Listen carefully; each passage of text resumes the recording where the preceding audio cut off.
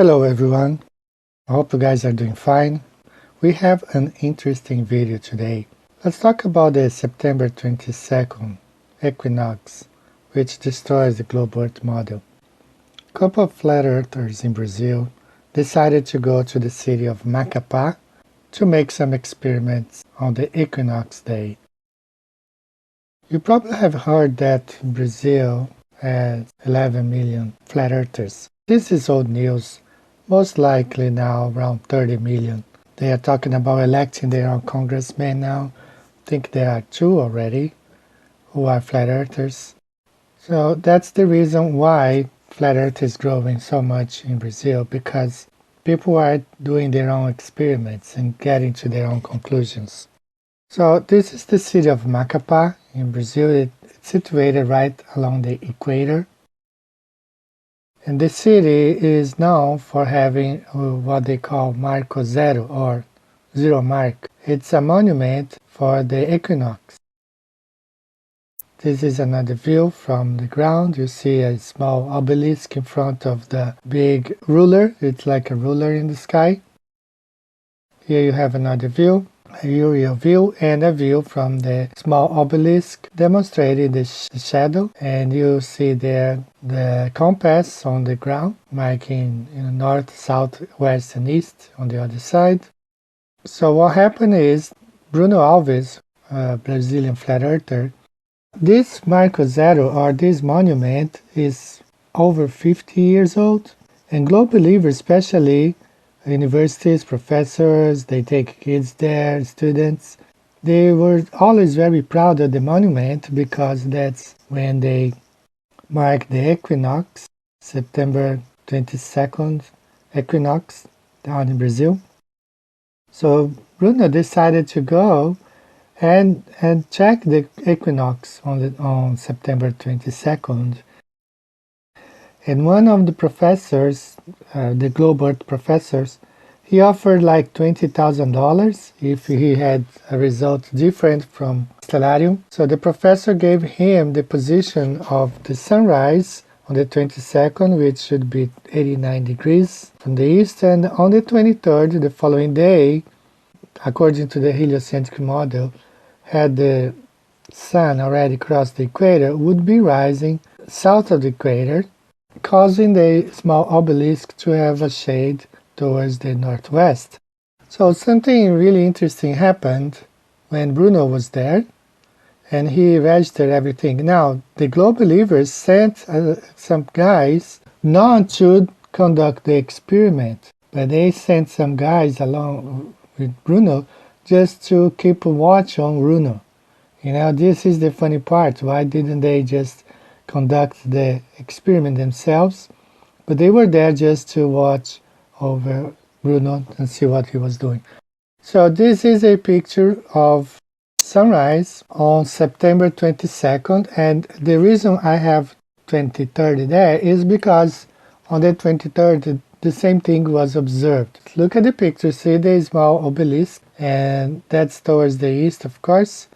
And he was exactly on the equator line, and the red line shows exactly the equator line. And you can see the sun rising at about 84 degrees, okay, 84, 83 degrees. And we're gonna show the footage here. He has everything on film. Here's another footage. And you can see that was already when the sun was probably 9 a.m. So let's now go to the footage. So here it was Bruno at 7:30 a.m. The sun was rising, and the shade, you can see this shade was, let's just say, north and south. It's towards the southwest, but the point that we are making is north of the equator, south of the equator. So you see at 7:30 a.m. on September 22nd, the shade was pointing towards the south, okay, or southwest, whatever you want to say. That's 8 a.m. The sun was rising. The shade was still pointing towards the south of the equator. That's September 22nd. And remember, the monitors, the globe monitors were there. They were checking on Bruno, and they were also seeing what he was seeing. 8:30, the sun was rising a little bit more. See the small obelisk and the big ruler on the shade was still being cast southwest as the sun was rising, and it would take a little bit till the sun is exactly at 90 degrees above the small obelisk, and there will be no shade. He went back at noon, and that time at noon there was no shade at all. Of course, the sun was exactly 12:30 p.m. on September 22nd.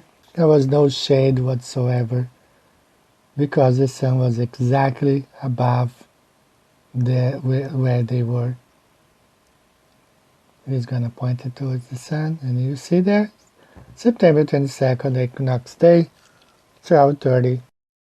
No shade at all. So I think that's about 1:30, and the shade. The problem is the shade was going north now. The shade was pointing a little bit towards north, which means the sun rose from the east above the equator line, went over where they were, the obelisk, and now it went south to the equator, so it's kind of going circle, and that was it for that day. Now the interesting thing is, on the next day, when Stellarium and the professor had the sun rising at below the equator, 90, a little bit over 90 degrees, 91 degrees, something like that. But the same thing happened again. The very same thing happened. Sun rose again above the equator, about 84 degrees above the equator. So the sun on the 23rd, it repeated the same thing. That's why I'm showing the same picture. The monitors were there.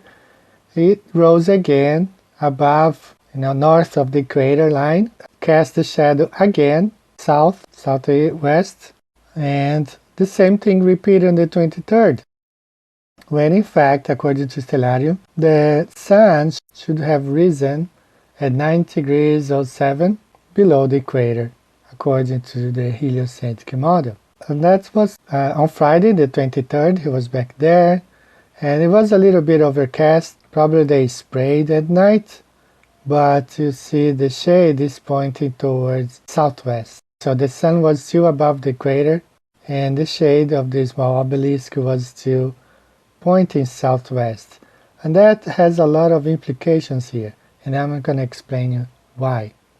The globe believers who had sent monitors there were there. They did not contest Bruno's experiment because they were there, they saw themselves what happened. What they decided to do, it was to attack the monument and the architects, all the architects who built that monument 50 years ago. And that's the fun thing. They found out the monument, the line, was not at the equator. But what they found out actually harmed their position, because they found out the monument was built 20 miles north of the equator line, which means that if the equator is 20 miles south from where they were, the angle of the sunrise would be around 81 degrees. It is worse, actually, for the globe people in Brazil. There has been now a lot of arguments from globers about this experiment, because they cannot refute what happened. They were there, they saw the sun rising north of the equator on the 23rd. They tried to find an excuse to that, saying that the monument was built on the wrong place. But when you move the monument south 20 miles, that means that the angle of the sun, instead of being risen at 84 degrees, it was probably 81 degrees, which complicates more their situation. And this has been devastating for the globe believers in Brazil. Several channels actually are covering. Globe believers are trying to, they are not even attacking Bruno, they are only attacking the architects who built the monument. 50 years ago. But again, the more they attack the architects, it's even worse to their cause, because if you place the monument where it should be, 20 miles south, that means the angle of the sunrise on the 22nd would be at around 81 degrees, which completely destroys their globe narrative and the idea that the sun would be rising south of the equator on the 23rd. So it completely demonstrates actually the sun going back on September 23rd being risen at the same place demonstrate a circling sun. So this experiment has made a lot of impact in Brazil. No wonder flat earthers are growing so much, because they are seeing the globe model being destroyed. For the first time, I want to have a live show, and I want to bring this guy. His nickname is Fake Flip. He made a physics professor cry. As you see here, this is a physics professor from a renowned university in Brazil. A gente não suporta. He went live on his Facebook feed to his followers, and he was crying. He was criticizing flat earthers, he was cussing them, but it's because we in Brazil we have challenged them. Esse moleque não vale nada. Nenhum terraplanista vale nada. Nada. And they have not been able to refute the claims that the earth is flat. I do plan to have a live show sometime, but the best time for me is 9 a.m. here in Japan. And according to my Gleason's time zone calculator, when it's 9 a.m. here for me in Japan, that would be 7 p.m. New York time, 6 p.m. Alabama time, 5 p.m. Arizona time, and 4 p.m. California time. It's gonna have to be Monday morning. I don't have a date yet because I need to make sure with Fake Flip if he will be able to tell us more about this, because he was one of the guys who went there, paid for the whole thing. Alright, so it's a quick video today, guys. Very interesting stuff. So I hope to see you back soon. Take care. Bye bye.